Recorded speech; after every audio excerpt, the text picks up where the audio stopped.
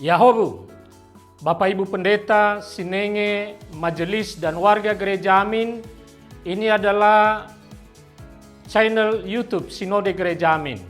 Karena itu, bagi yang mencintai Gereja Amin, tontonlah, subscribe, like, dan bagikan.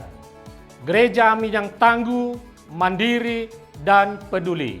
Tuhan Yesus memberkati.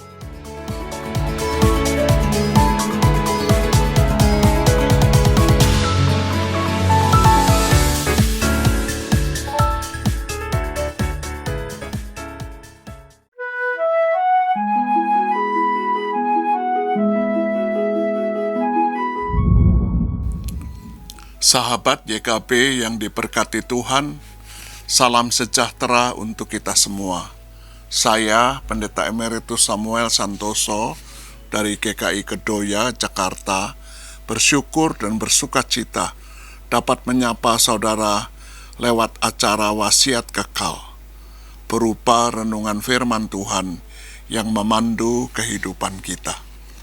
Renungan kita hari ini, Sabtu, 31 Januari 2026, ditulis oleh Pendeta Timur Citrasari dari GKI Bekasi Timur dengan judul Identitasku, yang dilandaskan pada Injil Yohanes 13 ayat 31 sampai dengan 35. Dan yang akan menjadi pusat perenungan kita adalah Yohanes 13 ayat 35. Sebelum membaca dan merenungkan firman Tuhan, mari kita berdoa. Tuhan Yesus, kami mau bersama-sama sejenak membaca pesan Tuhan bagi para murid.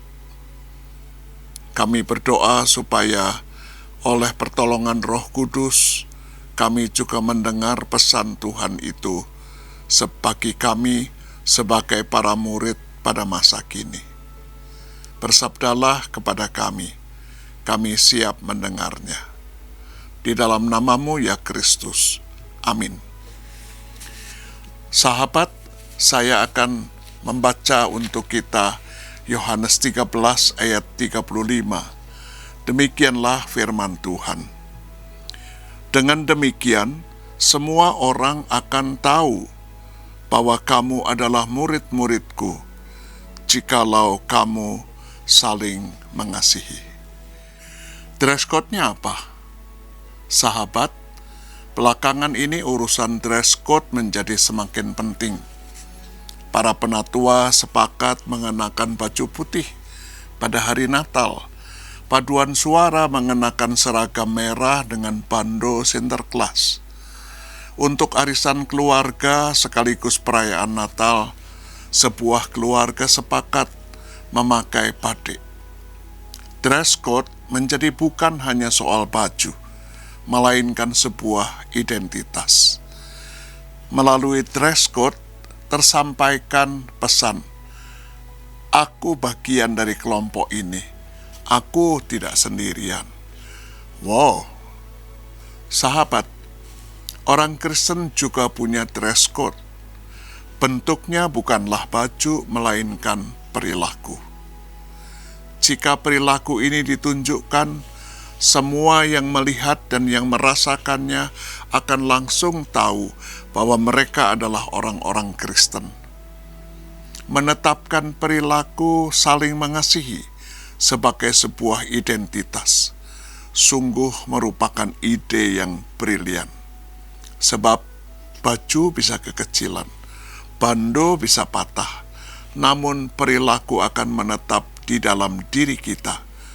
Bahkan sebelum kekristenan mendunia, Tuhan Yesus sudah lebih dulu mempersiapkan identitas itu bagi kita yang percaya kepadanya. Sahabat, bagaimana dengan kita yang pada kolom agama di kartu tanda penduduk tertulis Kristen?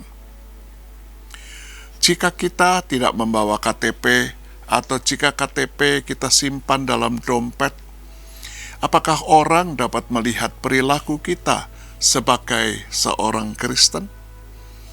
Apakah tanpa melihat KTP, orang lain dapat mengetahui identitas kita sebagai murid Kristus? Mari kita berdoa.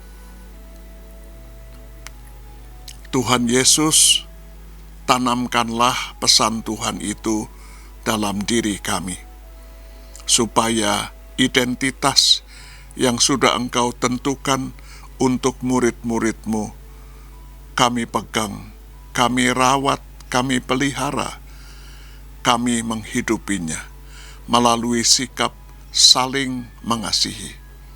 Supaya dengan begitu orang lain tahu bahwa kami adalah murid-murid-Mu.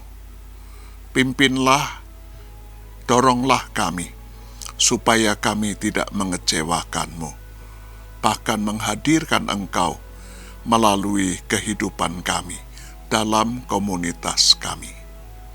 Amin. Sahabat, demikianlah renungan kita hari ini. Jangan lupa subscribe, like, dan bagikan kepada sebanyak mungkin orang. Tuhan memberkati.